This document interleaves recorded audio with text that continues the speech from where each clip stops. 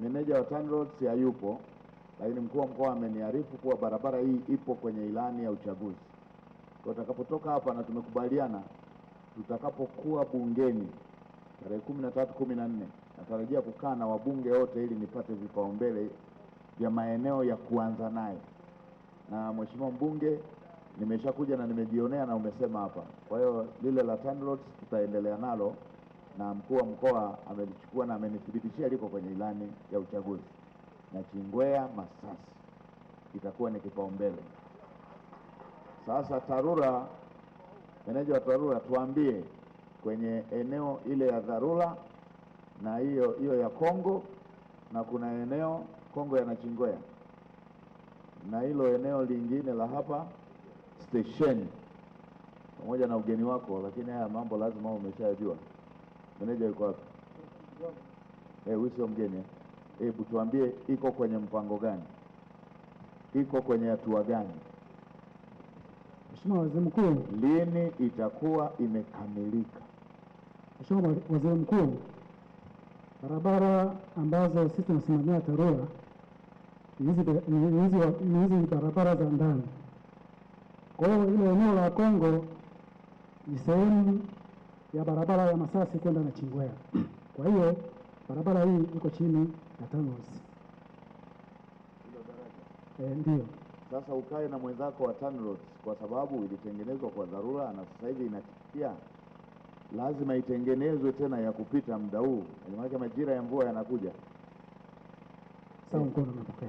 Hiyo kwa ya TANROADS, hiyo kwamba ni ya TANROADS, hilo sio jibu. Wananchi wanataka wapite pale, wenda ni ya TANROADS, wenda ni ya mkoa, wenda ni ya taifa, lakini wao wanataka wapite na mazao yao yapite.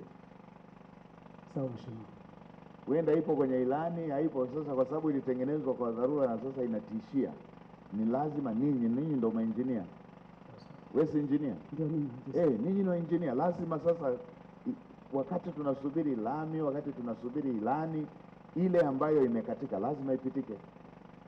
Sasa kuanzia kesho mkae na mwenzako wa TANROADS, muweke mpango mkakati wa namna ya kutekeleza ili daraja pale watu wapite, wakati tunasubiri hiyo ya mradi mzima wa barabara iliyo kubwa. Sawa mheshimiwa. Kwa mkoa wakupe taarifa hawa kwamba wameshakaa, wamepanga nini, gharama yake nini. Maelezo sio jawabu, tunataka jawabu, watu wapite na mizigo yao.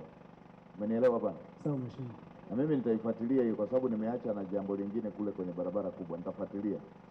Fanyeni haraka, tusisubiri watu hawapiti ndio tuende kwa dharura. Eneo ambalo tumeshajua kwamba litaleta madhara tulifanyie kazi. Hiyo ndo kazi ya serikali, na hicho ndicho Mama Samia anachotaka. Ninyi simpo huku kila siku? Ndio mheshimiwa. Ofisi za TANROADS na TARURA ziko kila siku.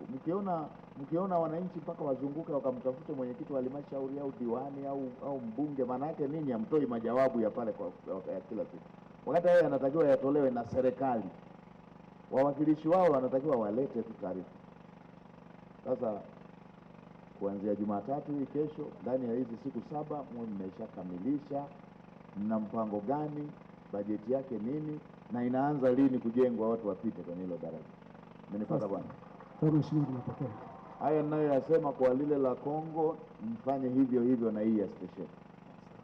Msiache mpaka wananchi watamani kutengeneza daraja kwa majembe ya mkono.